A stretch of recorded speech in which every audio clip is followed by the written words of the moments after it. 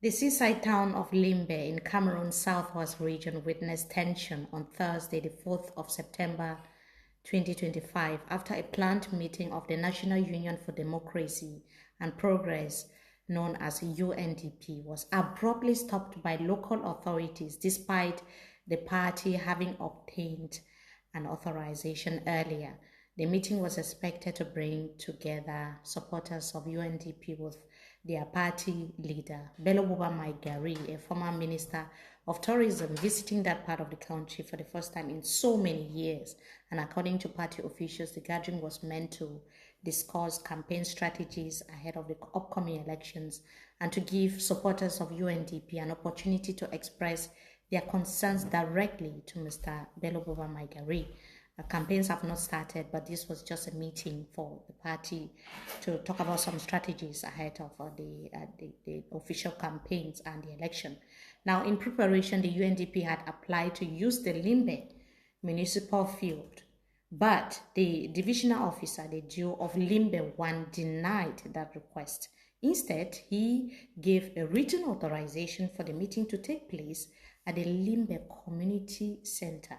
Now, the UNDP accepted that change without arguing and booked the venue and mobilized their supporters.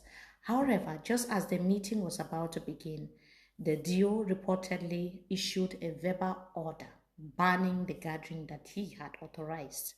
So riot police were deployed to the scene, some on patrol trucks and others stationed around the venue. Now, the director of the Women Empowerment Center in Limbe, where the meeting was supposed to take place, also locked the doors, preventing supporters of UNDP from entering. This left UNDP supporters stranded outside the premises, with many expressing frustration. Meanwhile, Bello Buba Maigari himself had spent the night in Buea, still in the southwest region of Cameroon, where he was holding consultations with local party officials, and he did not travel to Limbe immediately, choosing instead to wait until the issue around the rally and the venue was resolved. Now, sources also say that supporters of UNDP in Limbe initially considered demanding a refund for the hall that they had initially booked. Others began searching for an alternative venue so that the meeting could still take place, given that Bello Buba Maigari was already in the southwest region.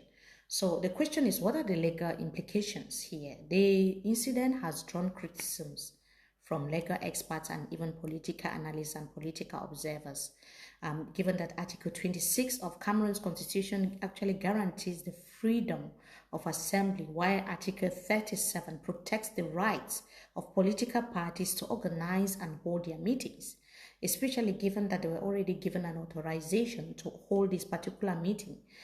Analysts are also saying that although the law allows restrictions for reason of national security, public order, such restrictions must be formal, it must be clear and legally justified.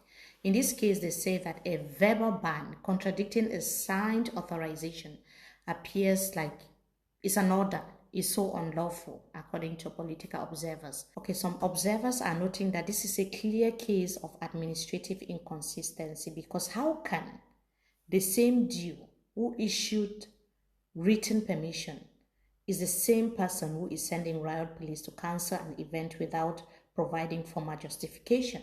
That's the question that a lot of people are asking. So, as tension was growing, the senior divisional officer in FACO, that's the person who is higher than the DO, Mr. Viang Mekala, arrived at the scene. After reviewing the situation, he ordered that the Women Empowerment Center be reopened, its doors should be open, and instructed that the UNDP meeting should go ahead as planned.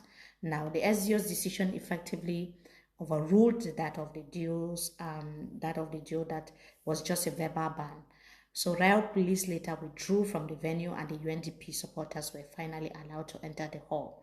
And with the issue settled, Bello Buba Maigari later traveled to Limbe, where he met with supporters of his party. The meeting, which had been scheduled to start at 2 p.m., eventually began several hours later because of all the back and forth between the administrators and members of the UNDP party. So party militants welcomed their leader, Bello Buba Maigari, and discussions went ahead as planned. So the question that many people are also asking is, what are the wider implications? So the disruption of the rally has sparked a lot of debates online about the treatment of opposition parties in Cameroon and the uneven enforcement of constitutional protections. Many people see it as a reminder of the challenges that political actors, members of the opposition are facing every day when engaging in activities that require administrative approval. In fact, if it was the ruling CPDM, I'm not sure they would do that. If it's someone within the government, they wouldn't even need a permission to meet, to gather. If it was a party that, or a meeting that was meant to praise, say, Hail Paul Biya, they wouldn't need a permission for that. So for UNDP supporters, the incident was more than a delay. It highlighted a larger question, like to what extent can political rights be guaranteed if authorized events can still be blocked at the last minute. A signed authorization was given and later it was just taken away. Many Cameroonians are asking, this is electoral period. Many candidates are planning to move around the national territory to meet electorates, to talk to them, to even understand some of the problems that ordinary Cameroonians are facing. But if you cannot even meet your supporters, if you cannot go for meetings, because they are not going for campaign rallies, if you cannot even travel as an opposition leader, so where are we heading to? But this is the UNDP party. The UNDP party leader, Bello Buba Maigari, who has been at the helm of the government for so many years. In fact, he's been the right-hand man of President Paul Biya, supported the system for so many years. So I don't think these are things that are new to him. So we are not saying it's right for the party to be prevented or stopped from holding their meeting. But I just want to also emphasize that this is someone who enabled, facilitated some of the repressive actions of the government. So could it be safe to say that he is simply having a taste of his own medicine? Let us know what your thoughts are in the comment section. Thank you for watching and goodbye.